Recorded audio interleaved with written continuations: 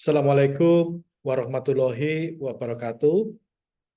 Rekan-rekan mahasiswa Ilmu Komunikasi Universitas Muhammadiyah Yogyakarta, pada video pembelajaran ini kita akan belajar bersama tentang salah satu metode penelitian komunikasi kualitatif, yaitu metode penelitian etnografi.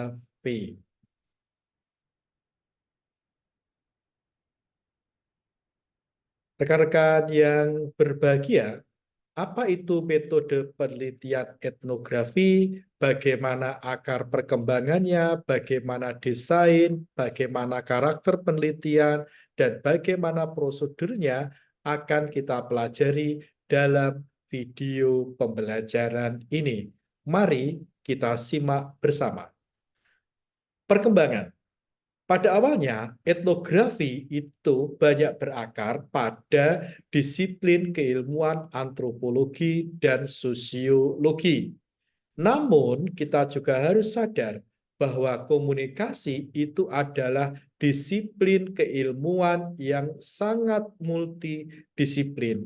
Maka, perkembangan dalam bidang keilmuan yang lain akan implikatif pada perkembangan studi komunikasi, termasuk dalam metode penelitian komunikasi kualitatif.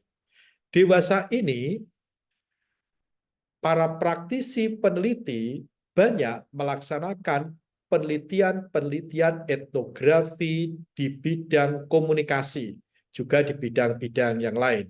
Misalnya, kita bisa meneliti tentang studi etnografi penggunaan game di kalangan anak-anak. Kita bisa melakukan penelitian tentang studi etnografi terhadap pemakaian media sosial di kalangan mahasiswa. Kita bisa melakukan riset tentang bagaimana penggunaan WA grup keluarga dalam perspektif etnografi komunikasi. Mari kita belajar pengertian dari etnografi. Penelitian studi etnografi atau metode penelitian etnografi ada beberapa.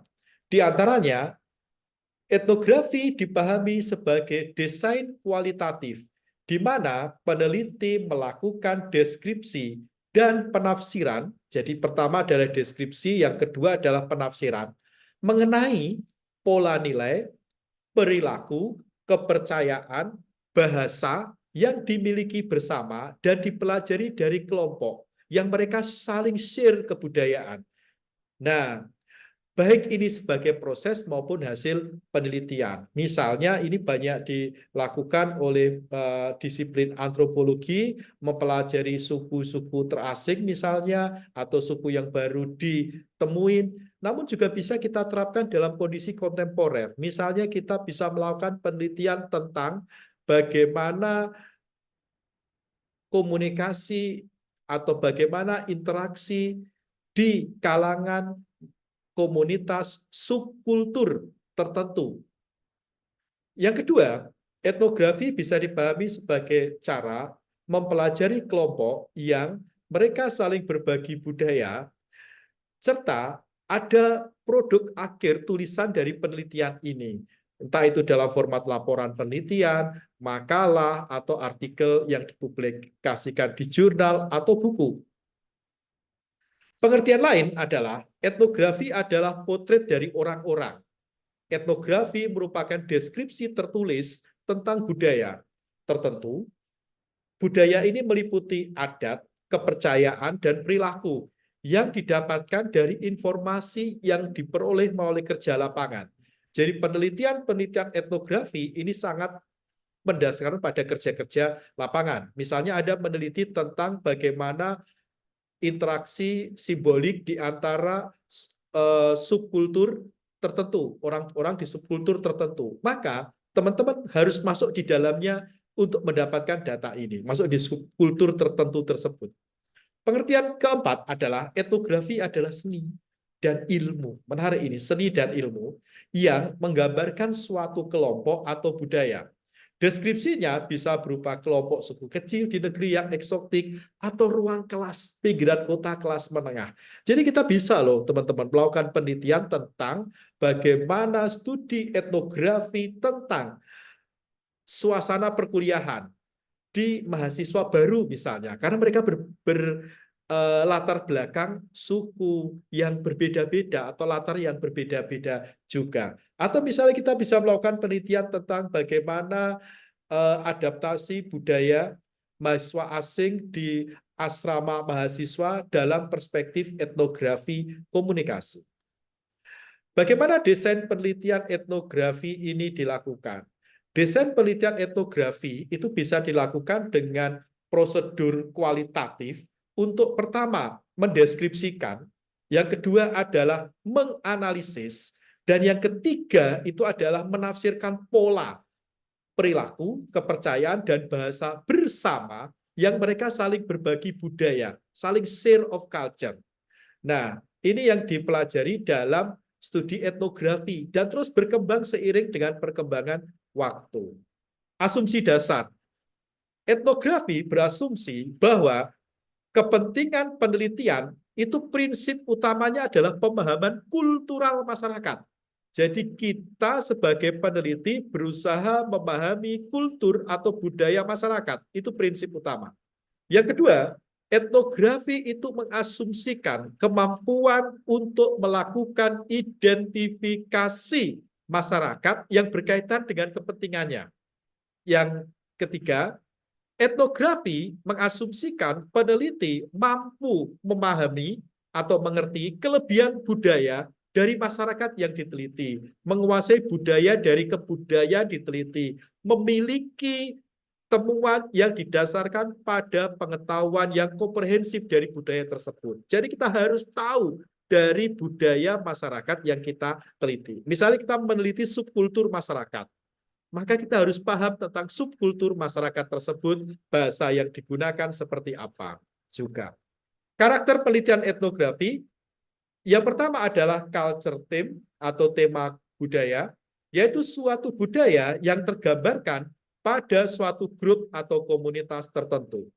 Yang kedua, culture sharing group, yaitu merupakan penelitian yang dapat dilaksanakan pada dua orang atau lebih yang memiliki kesamaan sikap, perilaku, dan bahasa. Ketiga adalah fieldwork. Dalam penelitian etnografi, fieldwork itu bermakna tempat, field, tempat, peneliti bisa menggabungkan data dari setting, tempat, atau lokasi yang dipelajari. Yang selanjutnya, description in ethnography, yaitu gambaran atau deskripsi secara rinci, secara komprehensif dari objek penelitian. Selanjutnya adalah konteks, merupakan latar tempat, situasi, lingkungan yang di mana masyarakat itu diteliti. Kemudian researcher reflexivity, yaitu kondisi, situasi, di mana seorang peneliti dalam kondisi yang sadar itu terbuka mengenai perannya sebagai peneliti. Dengannya dapat timbul rasa saling percaya dengan objek yang diteliti. Jadi ketika kita melakukan penelitian etnografi, kita harus membangun prinsip saling percaya dengan objek yang diteliti. Ada dua jenis penelitian etnografi. Pertama adalah etnografi realis, yang kedua adalah etnografi kritis. Etnografi realis itu mendeskripsikan tentang kondisi objektif suatu kelompok dan laporannya biasa ditulis dalam sudut pandang orang ketiga.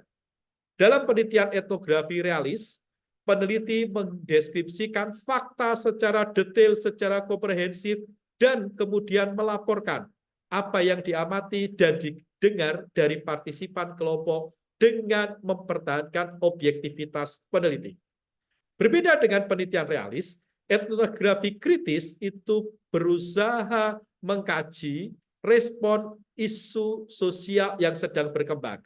Misalnya, masalah gender, kekuasaan, status quo, ketidaksamaan hak, pemerataan. Contoh misalnya, Dalam etnografi kritis, Anda bisa melakukan penelitian tentang studi etnografi tentang pemahaman gender di kalangan kelompok masyarakat tertentu. Kita bisa melakukan penelitian tentang bagaimana kekuasaan atau status quo dalam kelompok tertentu itu berimplikasi terhadap kehidupan masyarakat. Bagaimana prosedur penelitian etnografi? Pertama, menentukan masalah yang akan diteliti. Ingat teman-teman, etnografi itu menggambarkan suatu kelompok kultural dengan eksplorasi kepercayaan, bahasa, dan perilaku. Juga kalau dalam pendekatan kritis tadi, etnografi kritis, itu mengenai kekuasaan, resistensi, atau perlawanan, dan dominasi. Kedua, melakukan identifikasi penentuan dari kelompok budaya yang akan diteliti. Sebaiknya kelompok yang akan diteliti ini adalah kelompok yang sudah hidup bersama dalam waktu lama, sehingga mereka punya share of culture, punya pemahaman budaya yang terbagikan secara bersama.